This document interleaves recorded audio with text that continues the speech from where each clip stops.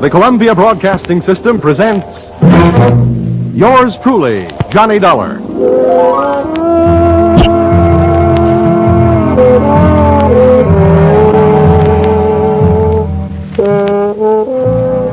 The next half hour has its baggage packed to take a trip with America's fabulous freelance insurance investigator, Johnny Dollar. At insurance investigation, he is just an expert. At making out his expense account, he is an absolute genius.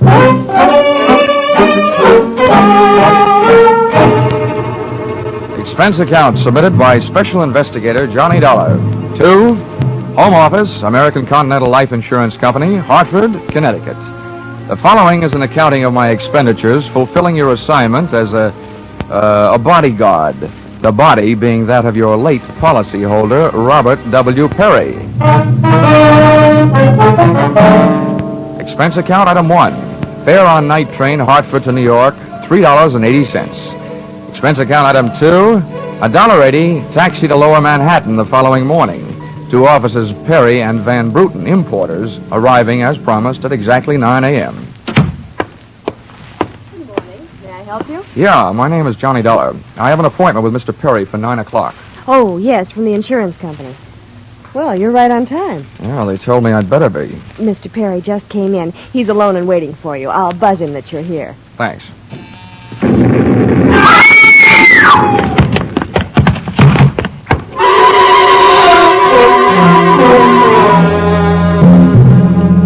What was left of your policyholder, Mr. Perry, was just sliding out of his swivel chair as I hit the room.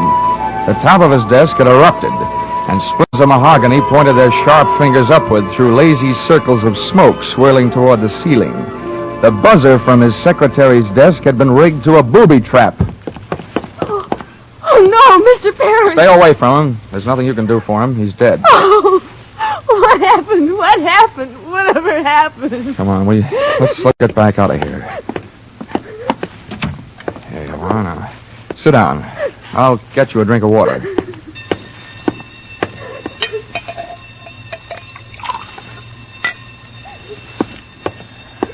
There you are. Just drink this. What happened? We have an explosion. I turned in an alarm. Is anybody hurt? There's a doctor on the third floor. Should I call him? Never mind the doctor. Call the police. And nobody gets in here until they arrive.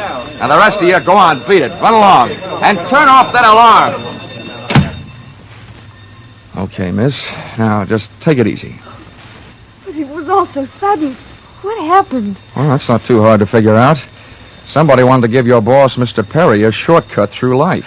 So, whoever it was, figured out that his secretary would never buzz her boss unless he was at his desk. They rigged up a bomb somewhere in his desk that would go off when you buzzed him. Oh, but I killed him. Now, wait a minute. Don't get hysterical on me. There's excitement enough around here, and there'll be plenty more when the police get here. Keep cool. But I did it. You saw me do it. Look, the way you put it, I killed him by coming in here and giving you my name so you'd buzz him. Drop it, will you? I'm sorry. Now, what about yesterday? Was he here? Yes, all day. What time was it when you last used the buzzer? Right up to the last minute, about 5:30. Who left the office first, you or Perry? Mr. Perry, he always leaves first, and I lock up. Well, from the looks of things, you should have used more locks last night. Somebody got in here to do some wiring. Uh-oh, I forgot that fire alarm. All that equipment and no fire. Look, before the police arrive, do you know why I was sent here? Yes. Mr. Perry recently felt that his life was in danger. He thought that, well, with a $100,000 policy, the insurance company would do everything they could to help keep him alive. Well, we didn't have much of a chance, did we? What was he afraid of? I don't know. Okay. What were his other appointments for today? He only had 2. His partner, Mr. Van Bruten, at 11, and then... One at a time now. Van Bruten. Anything special about their meeting? Yes. Mr. Van Bruten arrived just yesterday from Holland. You mean there was a branch of this firm in Holland? Yes, and Mr. Perry was buying out Van Bruten's interest. They had their final meeting at Van Bruten's hotel last night. Oh? And Van Bruten was coming by this morning to pick up his money. Cash? No, a cashier's check. The bank is to deliver it here at 10:30. Now, quick. Perry's other appointment. Who was that? Christine, his wife. Oh, yeah. Now Christine, the beneficiary. Yes, but she wouldn't have been the beneficiary in another 2 weeks. They were getting a divorce. Thanks for the motive. You don't like her? I didn't mean it that way. How about Perry? Did you like him? Okay, well, here's an easy one. What's your name? Susan Gates. Now, isn't that about enough? Okay, Susan, you'd better save your voice. During the next few hours, you're going to have a lot of talking to do. Oh, here come the firemen, and we haven't even got a child to ask them to save. Where's the fire? I'm looking for a fire. Just stick around. When the cops get here, somebody will get burned.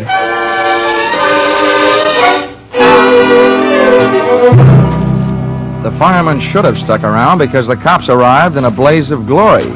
It was a very high-class investigation. 2 lieutenants.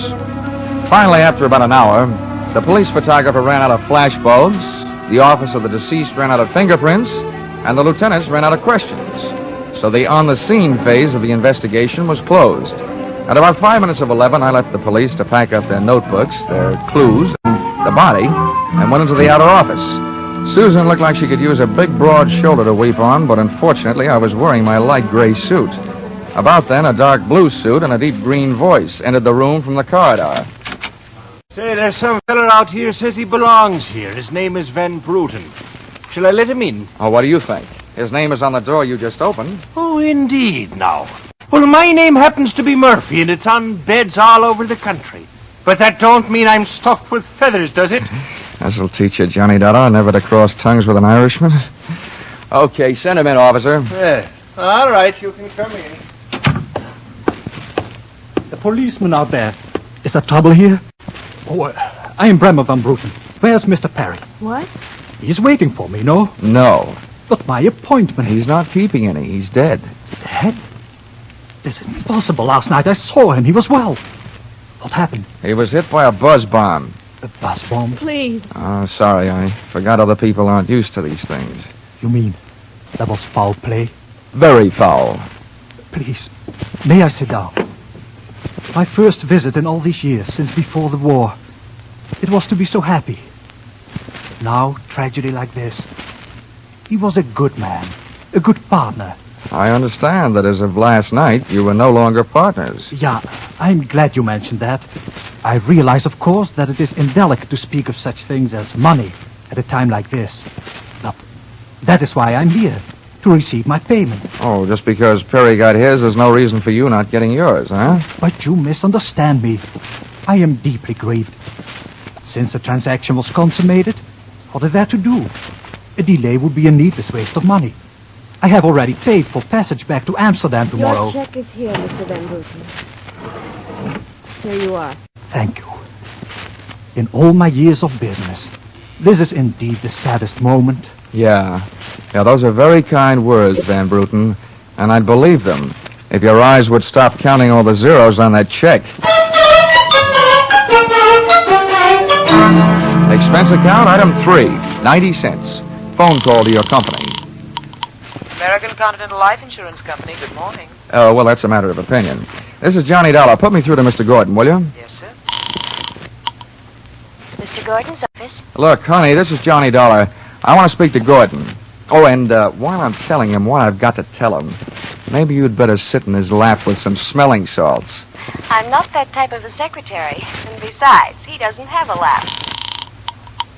Hello, Dollar. How are you making out? I owed about $100,000. What's that? Yeah, somebody turned Mr. Perry into a firecracker. He's dead. Oh, that's bad news. It's a big policy, you know. Yeah. Look, what I want to know is, shall I stay on the case? Oh, certainly, Dollar. Certainly, by all means. By the way, is there a chance of proving suicide? There's a non-payment clause. To make this one a suicide, there'd have to be a Santa Claus. Nobody could hate himself enough to do it this way. Well, what are the fraud possibilities? Only fair. There's an estranged wife. She's the beneficiary, but she wouldn't have been in a couple of weeks. Divorce coming up. I'll start with her. All right, Dollar. Good luck. But watch those expenses. Why, Gordon, I'm surprised. I'd think an insurance man would be the first to want to see a fellow live a little. Expense account, item 3. Cab fare, $2.80. Tip to driver, $1. Christine Perry's apartment was on Sutton Place, overlooking the river. And from what the doorman told me, all of the proprieties. I took the elevator up to the 24th floor, and there I discovered that our garden fresh widow was living high in more ways than one. Everything about the place was French. The maid that led me into the living room, the decor, and the perfume, which reminded you that breathing can be fun. I looked up from enjoying my nose to see Mrs. Perry looking down hers. Mr. Dollar, Oh, Mrs. Perry. I believe we can dispense with any getting acquainted. You're an insurance investigator, interested in the death of my husband.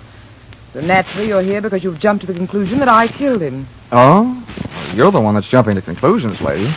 Then what do you want? The policy's in order, the premiums are fully paid. I'm not quite sure. I know that you've got a great motive. So far, the only motive I've found. You haven't had much time to look, have you? Check. This is my first stop. Maybe you can help me. Do you know anyone who would be happier with your husband out of the way? I know very little about my husband's friends, or for that matter, his activities for the past 6 months. That's when I left him. Uh-huh. Well, that's not much help for either of us. Well, without someone else to suspect, I may just have to concentrate on you. Mr. Dollar, I picked him and I want to concentrate on me. Well, I hope you're as long on alibis as you are short on your temper. Where were you last night? With a friend, Al Donovan. For a while, the same place my husband was. And I've witnesses to prove who was with him. Anybody at the Club Caprice can tell you. Well, save me a trip. I can't afford the prices they get there. Certainly, pleasure. My husband was with his beautiful little secretary, Susan Gates. Well, I wouldn't be more surprised if your late husband walked through the door and said that... All right, mister, that's enough. Al! Yeah. How much did you I'm give? a big guy, baby, 6'4", and I've got big ears to make. Al, please! Would this be Mr. Donovan, your companion of last evening? I'm getting you out of here, Christine. I don't know what you're saying! You lie to me. How can I help you if you lie to me? You call me stupid. The way you're playing this, you'll alibi yourself right into a cell. I'm getting you out of here. What are you doing to me, Al? You're crazy! Come on. She's right. You are stupid, Donovan. She was doing just fine till you dropped in. Mister, you've been asking a lot of questions. Now I'll give you one answer. All right, Christine. So much for the wise guy. Now about you and your alibi. You wasn't with me at the Club Caprice last night, and if it's so easy to prove your husband was there with his secretary, who were you there with? You told me you were going with your husband, talking divorce, remember? When Al measured me for that swing, I measured my chances with him. To me, he looked like one of the corporate assets of Murder Incorporated. So I rolled with a punch, hit the floor, and stayed there, with my eyes closed and my ears opened. What I heard was Christine's alibi flying out the window, Mr. Donovan giving her a few loving cuffs, and finally the pair of them flying out the door. I allowed myself the luxury of a 20-second massage on the new lump on my jaw, and then I got up and started out after them. This case was becoming interesting.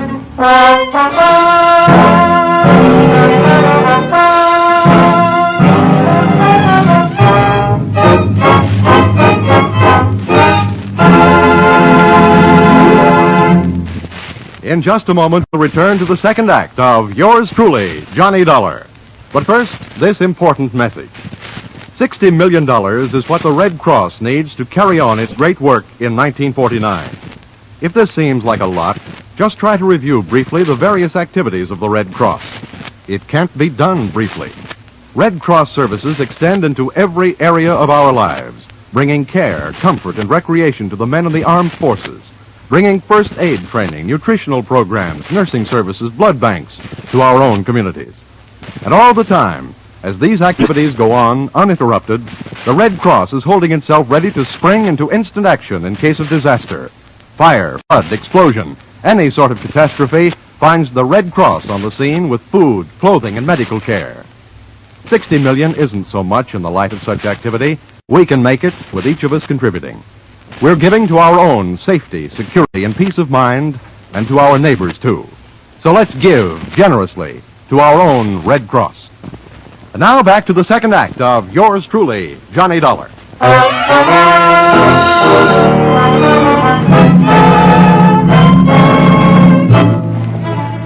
I hit the street just in time to see Donovan pushing Christine Perry into a cream-colored convertible. When they got rolling, I piled into a cab and followed them, and the chase was on. At 57th and Broadway, things got complicated. My cab was 3 cars behind theirs when a red light flashed them to a stop. Then the door of their convertible flew open. Christine jumped out, dashed across the street, and down to the subway. Since Donovan didn't follow her, I followed him. When he finally pulled to a stop, he took 2 chances. He parked in a no-parking zone and walked straight into the building beside it, a police station.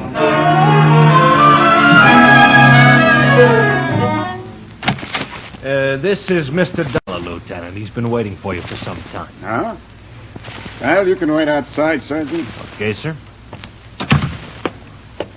My name is Johnny Dollar, Lieutenant. Here are my credentials. Insurance, huh? Yeah, the Perry murder in particular. Well, you've come to the right place, Dollar. A man named Donovan just walked in here and made a full confession. He what? That's right. My clerk's just typing it up. In the meantime, the gentleman is down in the tank having a bite of lunch on the city. He confessed. Does his story add up? As far as I know. I haven't heard too much about the case myself. It's not in my precinct. What did he use for a motive? Jealousy. Says he's in love. Wanted to marry Perry's wife. Did he say how he managed it? Yeah. He stole a key to the office from the wife's apartment, entered the building last night, and wired a bomb to the buzzer system. Uh-huh. Well, guys do a lot of strange things in the name of love. Yeah, looks like Donovan did. Ah, he either killed a man, or he's trying to cover up for someone who did. Now, listen, don't execute him for a couple of days. Huh, Lieutenant?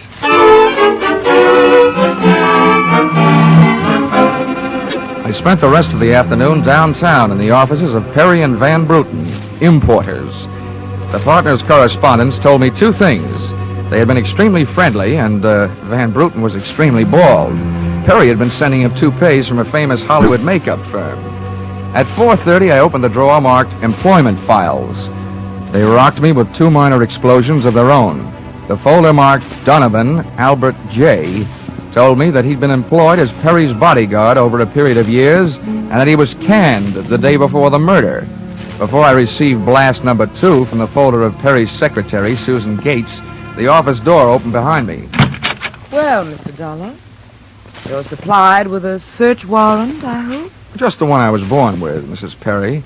The kind they say kills cats. You know, curiosity. What are you looking for? I found it. How about you? What are you doing here? Oh, I'm tired of dueling with you. I'm here because I want to... Well, I've got to talk to someone. I called your hotel. You weren't there. I tried to locate Susan, but I couldn't, so... I thought maybe you'd be down here. What's the basis of our sudden friendship? You should know. Al Donovan's confession. The newspapers have it already? Yes, but there's not a word of truth in it. He didn't kill my husband. How do you know that? Because... What? Why, it's impossible, that's all. Yeah, it was a little hard for me to swallow, too, when the police told me about it. But since then, it's become a little more digestible. What do you mean? I just learned that he was your husband's bodyguard. He was fired yesterday. That same day, your husband calls his insurance company screaming for another bodyguard. Now, how would that add up for you? A beef, maybe? Al Donovan's a fool. He never thinks. He just rushes in and says or does whatever's on his mind. He told my husband if he didn't divorce me that... Well, he threatened him. You know, you came in here saying that Donovan's confession was no good, and you spend your time making it sound better and better. What do you want, anyway? I can't help it. I've got to tell you the truth. I know it doesn't sound like I'm trying to help Al, but what can I do? You really want me to answer that? Here. If you want to help Al, phone the police. Tell them Donovan made that phony confession to cover up for you. It's simple. Not as simple as that. You don't need the gun, Christine. Hang up the phone. Sure. I hope you don't mind my aversion to being held for murder myself. Well, that's a common aversion. I'm in no hurry to see you behind bars. But don't forget, when the cops want to pick you up, they'll do it. Now, don't spoil the rest of the afternoon. Take that gun someplace else. I've got things to do. The first, I imagine, will be the call that I wouldn't make. Well, not necessarily. If it'll make you feel any better, we'll just put this phone out of order. Satisfied? Of course not. But don't get me wrong, Mr. Dollar. I wish you nothing but success in your investigation.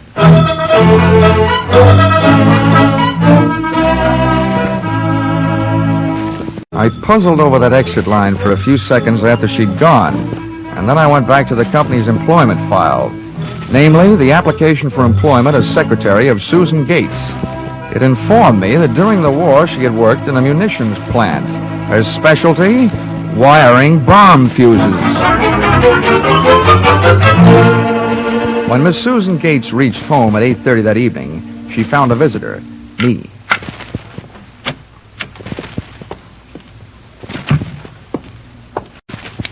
Oh, how did you get in here? A professional secret. Oh, you scared me. What do you want? Why did you come here? I wanted to bring you the good news. I heard on the radio that Al Donovan confessed to Perry's murder. Al! I can't believe it. Why not?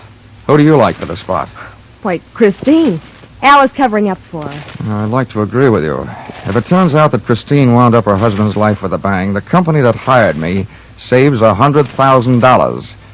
But I don't know. She claims she has all kinds of alibis. One of them is you. Me? Yeah. Did you see her at the Club Caprice last night? Why, yes. I know who you were with. Your boss. There's nothing wrong with that. Oh, I'm not preaching a sermon. I want to know who she was with. I don't know. A man I'd never seen before. Mr. Perry knew him, but he wouldn't tell me who he was. Why not? I don't know. He said I might get the wrong idea. About what? I don't know. We didn't sit there and talk about it all night. Why should we sit here and talk about it all night? All right, all right. When a census taker shows up and asks a lot of questions, people answer them. When an investigator tries to do his job, they make the proverbial clam look like a blabbermouth. Look, Mr. Dollar, believe me, this has been a greater shock to me than to anyone else. Excepting, of course, your late employer, Mr. Perry. How long did you work for him? 4 years. Now, where'd you work before then? Why, Oh. Let me help you. Bombs, wiring fuses. Remember? All right, I remember. Good. Then maybe you'll remember a little bit more. Let's go back to last night. Guy with Christine Perry. Who was he? I tell you, I don't know. Was it Van Bruten? I don't know. You don't know? No, I mean... I'll get that. No, I'll go. You make sure you just don't keep going. Susan! When Susan snapped the spring lock to open the door, the gun outside opened up. The first slug caught her in the left shoulder, spinning her out of the way of the rest of them. It was getting monotonous. Every time a buzzer went off, things started booming. Susan was sprawled out on the floor in front of the door, and to open it, I had to move her. By the time I did, the hallway outside was empty. Okay, come on, take it easy. It won't start hurting for a couple of minutes. We'll have a doctor here by then. He'll give you something. Just try and keep calm. Here, I'll throw my coat over you. Try not to move. Oh. Trying to ruin this rug. Never mind the rug. What we want to worry about is who tried to ruin you. What'll they do to me? What will who do to you? They'll arrest me. No, they don't arrest people for getting shot. You have any idea who it was? That man in the office this morning. The one who picked up the check. Van Bruten? No, he wasn't Van Bruten. He was a phony. Yes. And you still gave him that check? Yes. Well, I won't ask you why. But apparently you gave him the money and then tried to blackmail him. Is that right? They'll arrest me. I wouldn't be a bit surprised. Who is this guy? Where can I find him? Come on, now don't pass out on me now. His name, quick.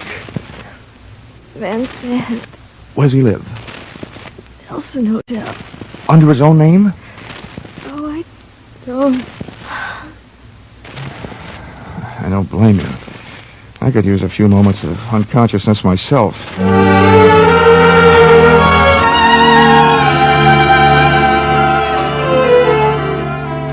The Nelson Hotel didn't have a Dutch name on the register, so I got a hold of the housekeeper and found out how many rooms her staff hadn't been able to make up all day because of do not disturb signs on their doors.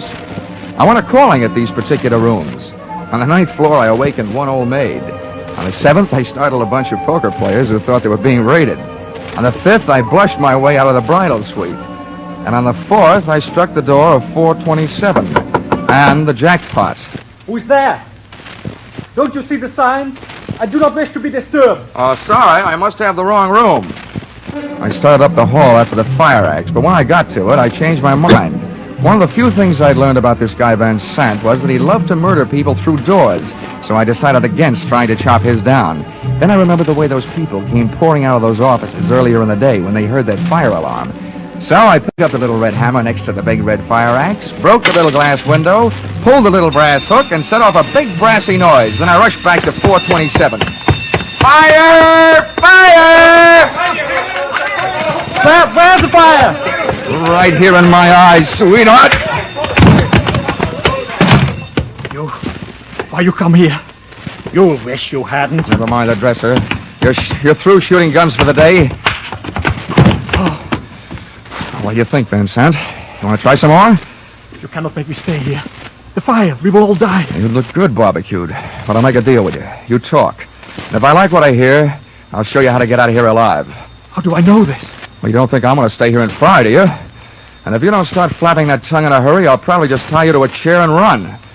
First, where's Van Bruten? You will find him in the bedroom. He better be alive. He's out cold. What's the matter with him? He will be all right. He is on the sedatives. Where did this identity switch start? You better hurry up. I smell smoke. I knew Van Bruten in Amsterdam. I knew about the sale of his interest. And I knew that the girl in the office here had never seen Van Bruten. Well, let's go now. Now, don't get up. I can feel it getting warm in here. The firefighters. We will be saved. Now, don't be too sure. They always start at the top floor and work their way down. Come on, I can hear those flames cracking. You know the rest. Last night, when the transaction was all finished with Perry, I gave to Van Bruten some sedative and his cocoa. You set up that bomb so Perry'd get it before you showed up to pick up the check. Yeah, I told you that. Then it happened that girl didn't know I was an imposter. I don't know how. Well, let me tell you. She's been sending old Van Bruten in there toupees for the last 4 years. Gray ones, my red-headed friend. Oh, yeah. Let us get out of here, no? Yeah, out cold.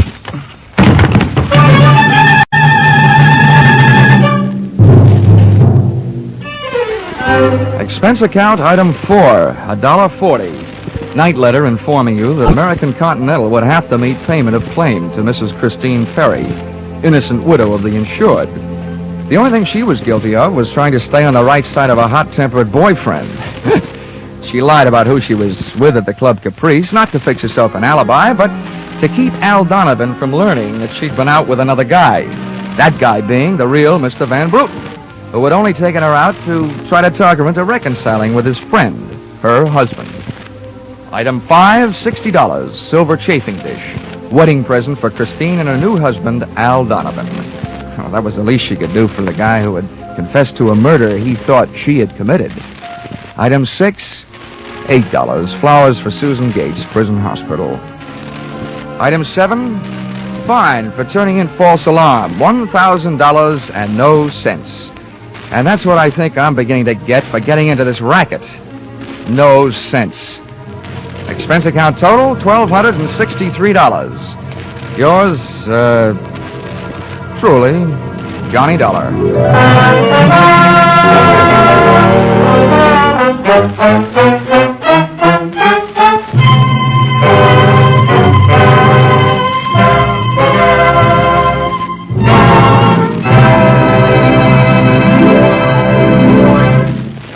In just a moment, we'll tell you about next week's Johnny Dollar Adventure.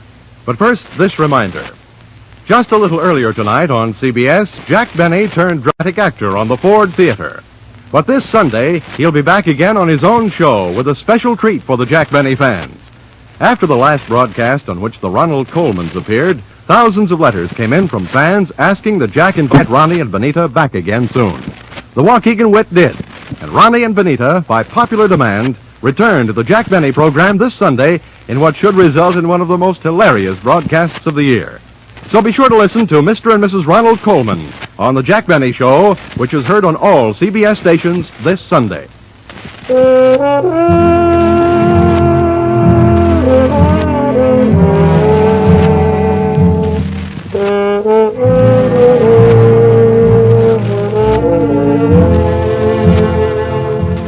Listen in again next week when CBS brings you yours truly, Johnny Dollar, with Charles Russell as Johnny.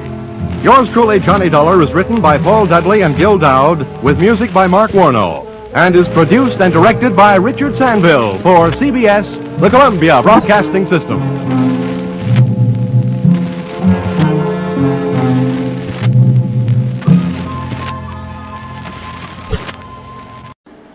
Would you like a shout out? Leave a comment in the section below. Tell me who you want to shout out to, who you want to shout out from, and we'll get it up here for you.